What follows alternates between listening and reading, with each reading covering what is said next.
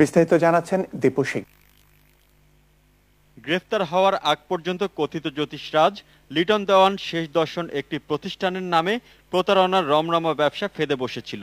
বিভিন্ন satellite TV channel ও পত্রপত্রিকায় দর্শনীয় বিজ্ঞাপনের মাধ্যমে প্রতারক লিটন দেওয়ান এই দাবি করত যে প্রবাসী স্বামীর সঙ্গে স্ত্রীর মনোমালিন্য দূর করা, নিঃসন্তান দম্পতিকে সন্তান দান, ব্যবসায়িক উন্নতি, বিদেশ যাত্রা, নিজের আধ্যাত্মিক শক্তির সাহায্যে দৈনন্দিন জীবনের সব সমস্যারই সহজ সমাধান করতে পারে সে।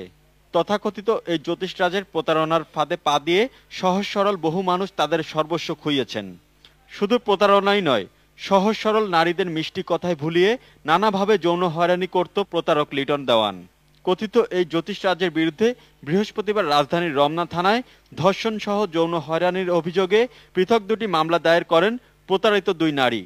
গ্রেপ্তার হওয়ার পর নিজের সব কুকর্মের কথা অকপটে স্বীকার করেছেন কথিত এই আধ্যাত্মিক সাধক। জ্যোতিষী লাইনটাই যে পীর ফকিরি এটি ভণ্ডামি বাংলাদেশে যারাই করতেছে, আমরা ভুলের কারণে এই লাইনে জড়াই গেছিলাম।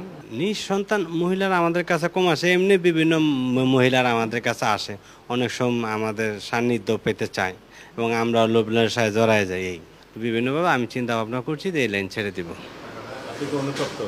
হ্যাঁ, আমি অনুতপ্ত। র‍্যাব ৩-এর পরিচালক জানিয়েছেন, প্রতারক লিটন দেওয়ানের শেষ দর্শনের মতো আরও অন্তত ৫০টি প্রতিষ্ঠান নগরীর বিভিন্ন এলাকায় প্রতারণার রমরমা ব্যবসা চালিয়ে যাচ্ছে।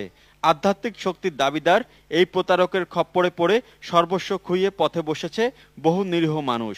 অলৌকিক কাজ কারবার তার ঘরের ভিতরে কিছু দেখাচ্ছে, যেমন লিটন দেওয়ানের ঘরের ছাদের উপর থেকে রক্তের ফোঁটা পড়তো। এটাও একটা কেমিক্যাল দিয়ে এই সব কাজ করা হতো। এছাড়া রাজধানীর বিভিন্ন এলাকায় র‍্যাব ৩-এর পৃথক অভিযানে নিষিদ্ধ মাদক হেরোইন, ইয়াবা, ফেন্সিডিল সহ ৩ মাদক ব্যবসায়ীকে গ্রেফতার করা হয়েছে। দীপু শিকদার, বৈশাখী, ঢাকা।